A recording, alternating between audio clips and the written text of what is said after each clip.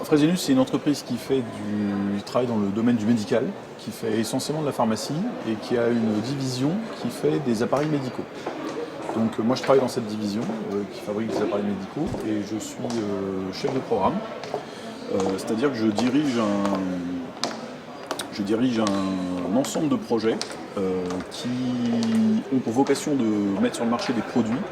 Tous ces produits doivent interagir ensemble et être interopérables afin d'apporter, je dirais, une solution et des valeurs ajoutées pour les infirmières qui sont les principaux utilisateurs et utilisatrices de nos produits.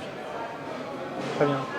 Quels sont les enjeux en matière de gestion d'exigence dans le cadre de ce programme?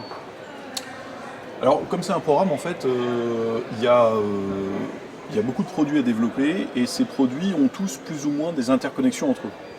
Et donc, la gestion d'exigence nous structure finalement les interfaces entre les produits.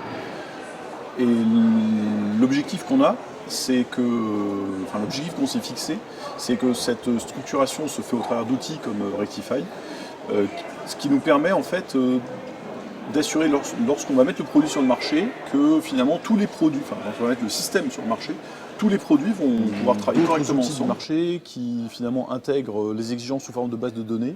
Rectify est extrêmement souple et ne fait finalement que la partie mise en relation d'exigences entre elles.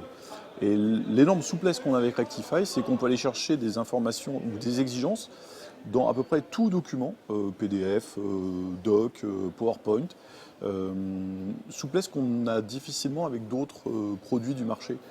Voilà, je ferme la porte. Rectify, dans cette partie-là, dans cette utilisation, est utilisé comme un thermomètre qui finalement nous permet d'avoir une vision un peu différente que celle du planning. Parce que finalement, le planning, on est toujours soumis à des aléas, des gens qui disent que la tâche est terminée alors qu'elle ne l'est pas. Sur l'utilisation des exigences, finalement, l'exigence, soit elle est écrite, soit elle ne l'est pas.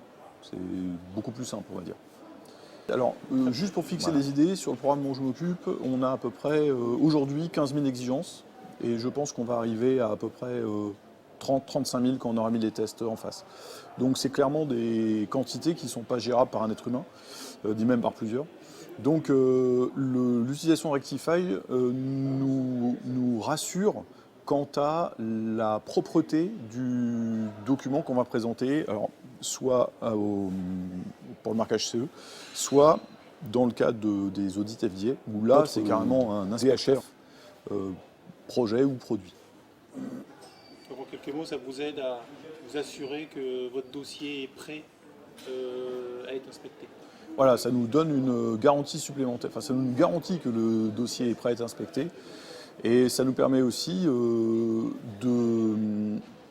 Alors ça c'est, je dirais, sur la forme et sur le fond, ça nous permet aussi de vérifier que telle exigence a été correctement traduite. Parce que disons que les ingénieurs sont des gens extrêmement inventifs et il peut arriver qu'une exigence marketing, le produit doit être bleu, se traduise par erreur en le produit doit avoir 4 vis.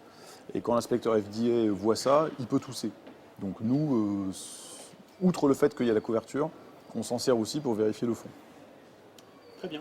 Merci beaucoup. Merci.